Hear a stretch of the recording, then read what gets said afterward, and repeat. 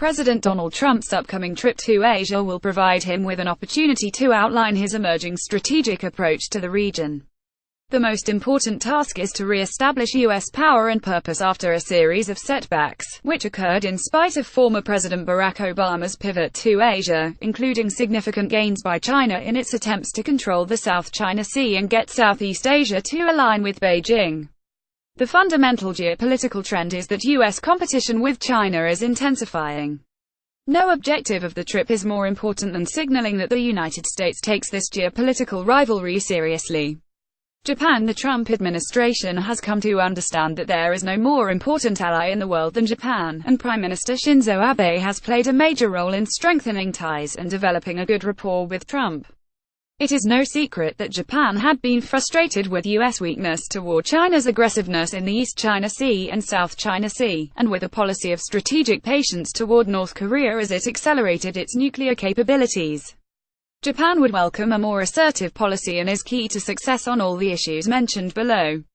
But Trump and Abe have much to discuss to keep the two allies in concert as they work through longer-term strategic issues. While no one wants to go war on the Korean peninsula, the two sides need close coordination, should North Korean leader Kim Jong-un decide to use force. Critically, Abe and Trump must explore strategic end states on the peninsula, including the role China might play, and what strategic trade-offs might be necessary to denuclearize the peninsula. North Korea. Trump has a chance to articulate to Asian allies his course on North Korea. His administration conducted a policy review that ended in a declared policy of maximum pressure and engagement. The administration is certainly ratcheting up the pressure on North Korea and its Chinese patron. The United States has secured tough UN Security Council resolutions that have led to tougher sanctions, which were partly the result of the United States instilling fear in China over the risks Washington appeared to be ready to take to ensure denuclearization. The increase in military cooperation and exercises with South Korea and Japan have bolstered deterrence and warned Beijing about what these alliances are capable of, should North Korea continue on its current course. But the United States has left its partners somewhat perplexed about what engagement means in this context, and how it can rule out regime change if all options are indeed on the table. Trump will have an important platform to address these issues with this speech at the South Korean National Assembly. He should reassure allies of America's intent to protect them and lay out a vision for the peninsula's future. China. Trump is set to meet with Chinese President Xi Jinping, who, in the manner of a contemporary Mao Zedong, has consolidated his power and empire, which now includes territory from inside India to the South and East China Seas.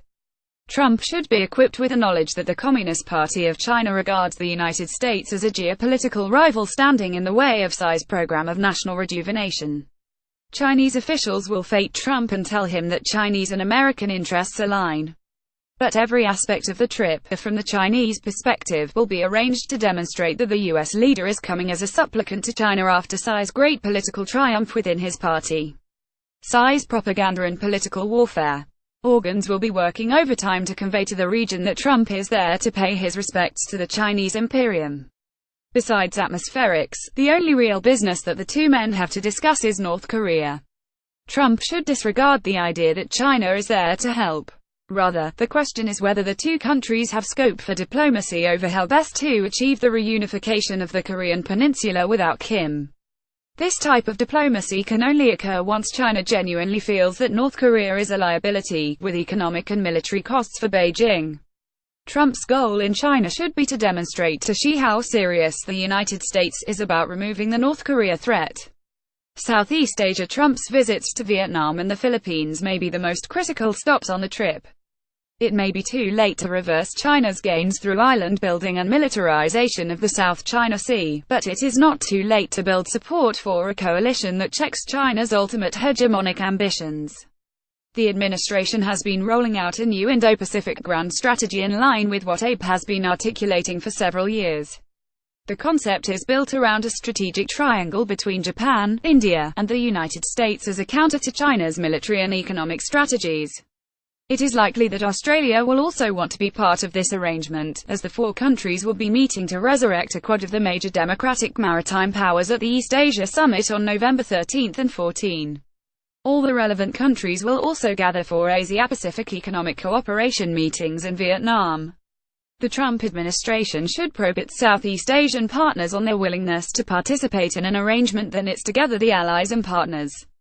This will be no easy task given long-standing questions about U.S. staying power and enormous pressure from China to forego any type of coalition. Further, the Trump administration has not yet articulated an economic and trade agenda around which these countries can coalesce after America's bipartisan failure to support the Trans-Pacific Partnership. The meeting in the Philippines with President Rodrigo Duterte will begin to reveal whether the allies can repair relations hurt by U.S. passivity toward Chinese encroachments on Scarborough Shoal and relative silence after Manila won handily its case against China's maritime claims in international arbitration. These failures, which left the Philippines feeling abandoned, as well as Duterte's heated anti-American rhetoric, have put the alliance in a tailspin.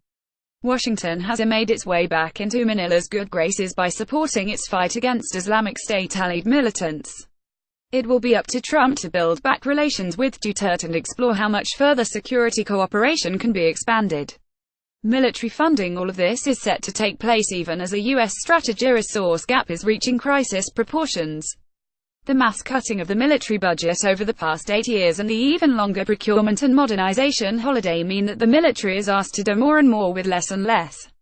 No amount of summitry can paper over that stark reality. Ultimately, it is up to the U.S. Congress and the President to fix a broken system at home. That is the only way to provide Asian allies with reassurance about U.S. staying power. The planned presidential trip is long and substantial. Success will be conditioned on how well Trump reassures Japan and South Korea about the U.S. strategy for North Korea, and if Trump puts flesh on the bones of the free Indo-Pacific strategy, an approach that will require the building of a liberal, free market order with open maritime commons from the Indian Ocean to the South China Sea, undergirded by the reassertion of American power. This would require a more consistent and robust presence, a trade and free market agenda, and the networking of allies and partners within this critical maritime zone. All of this is too much to accomplish in one trip. But the administration should begin to articulate its preferred approach and explore among allies and partners the appetite to participate.